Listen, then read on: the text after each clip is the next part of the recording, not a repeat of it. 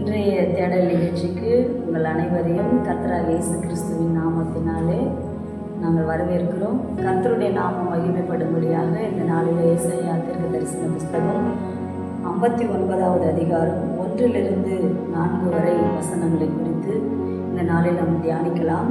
இதோ ரட்சிக்கக்கூடாதபடிக்கு கர்த்தருடைய கை குறுகி போகவும் இல்லை, கேட்கக்கூடாதபடிக்கு அவருடைய செவி மந்தமாகவும் இல்லை என்று சொல்லி கர்த்தருடைய வார்த்தை சொல்கிறது.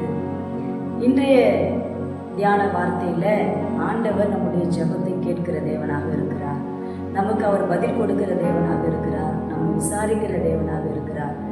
ஏன் நம்முடைய ஜெபங்கள் கேட்கப்படாதபடிக்கு அநேக ஜெபங்கள் பார்த்தீங்கன்னா கேட்கக்கூடாதபடிக்கு தடையாகவே காணப்படுகிறது. நாம் ஒரு சில நேரங்களில் நினைப்போம், நான் ஜெபித்து கொண்டிருக்கிறேன், நான் உபவாசமாக இருக்கிறேன், காணிக்கைகளை கொடுக்கிறேன், தசம பாகங்களை கொடுக்கிறேன், நான் கர்த்தருக்காக என்னால் இயன்ற தான தர்மங்களை நான் செய்து கொண்டிருக்கிறேன், ஆனாலும் என் ஜெபத்திற்கு இன்னும் பதில் வரவில்லை என்று சொல்லி நாம் அங்கலாய்த்து கொண்டிருக்கிறோம். பிரியமானவர்களே, கீழே இருக்கிற வார்த்தை சொல்லுகிறது, உங்கள் அக்கிரமங்களே உங்களுக்கும் உங்கள் தேவனுக்கும் நடுவாக பிரிவினை உண்டாக்குகிறது, உங்கள் பாவங்களே அவர் உங்களுக்கு செவி கொடுக்காதபடிக்கு அவருடைய முகத்தை உங்களுக்கு மறைக்கிறது என்று சொல்லி கர்த்தருடைய வார்த்தை சொல்லுகிறது. நம்மையே அறியாம, நமக்கே தெரியாம நமக்குள்ள அநேக பாவமான காரியங்கள், அக்கிரமான காரியங்கள், ஆண்டவருக்கு பிரியமில்லாத காரியங்கள் நமக்குள்ள இருக்கும் பொழுதுதான் நம்முடைய ஜெபத்திற்கு பதில் வராதபடிக்கு அது தடையாக காணப்படுகிறது என்று சொல்லி வார்த்தை சொல்லுகிறது. கீழே வார்த்தையை நாம் வாசிக்கிறோம். ஏன் என்றால், உங்கள் கைகள் இரத்தத்தாலும் உங்கள் விரல்கள் அக்கிரமத்தாலும் கரைப்பட்டிருக்கிறது. பாருங்க, நமக்கே தெரியாது நம்முடைய சந்ததியில யாராகிலும் அப்படிப்பட்ட பாவத்திற்கு அவங்க உட்பட்டு இருக்கலாம்.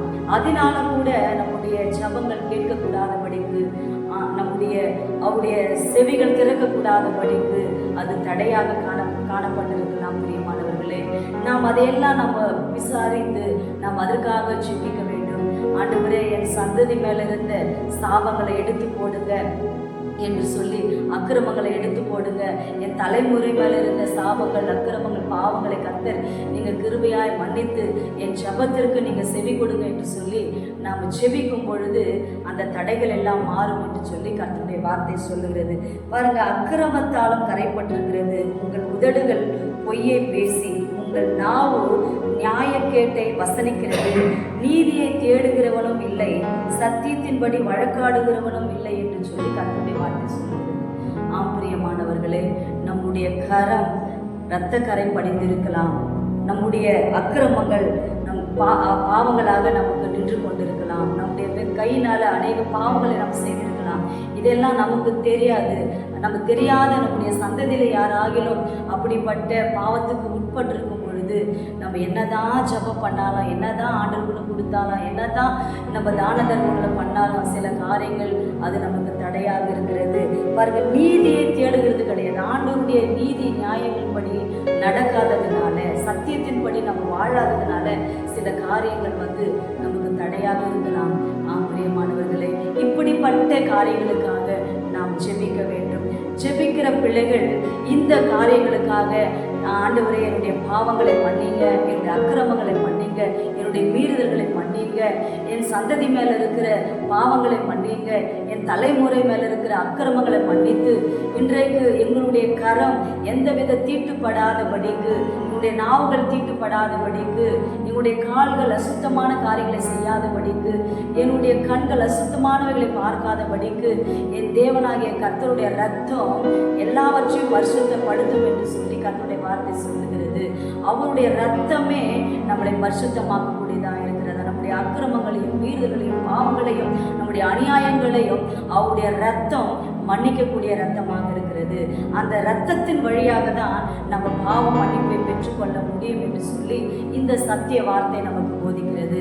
அதனால பிரியமானவர்களே, நம் பாவங்களை, நம்முடைய அக்கிரமங்களை, நம்முடைய மீறல்களை, நம்முடைய அநியாயங்களை நம் கர்த்தரிடத்தில் ஒப்பு கொடுத்து அதற்காக நம்ம ஜெபிக்கும் பொழுது, அவருடைய ரத்தத்தினால நம்ம சுத்திகரிக்கப்படும் பொழுது, நம்முடைய தடைப்பட்டிருக்கிற எல்லா ஜபத்திற்கும், தடையாய் காணப்படுகிற எல்லா விதமான நன்மையான காரியங்களுக்கும் கர்த்தர் நமக்கு பதிலை கொடுத்து நம்மை ஆசீர்வதிக்க அவர் போதுமானவராக இருக்கிறார். நம்ம எல்லோரும் ஜெபிக்கலாம்.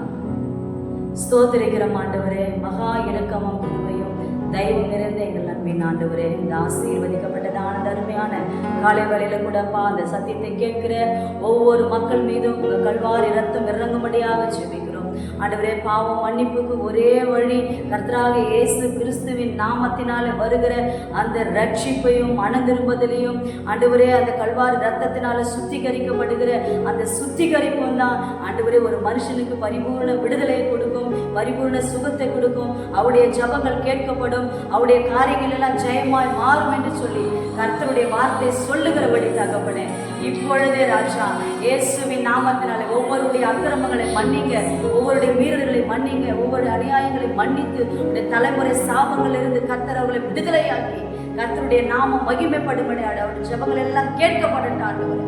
அவர்கள் ஆண்டவரே அடைக்கப்பட்டிருக்கிற எல்லா வாசல்கள் திறக்கப்படட்டும் ஆண்டவரே. கர்த்தர் அற்புதத்தை செய்து உங்க நாமத்தை மகிமைப்படுத்துங்க. இயேசுவின் நாமத்தில் வேண்டிக் கொள்கிறோம்.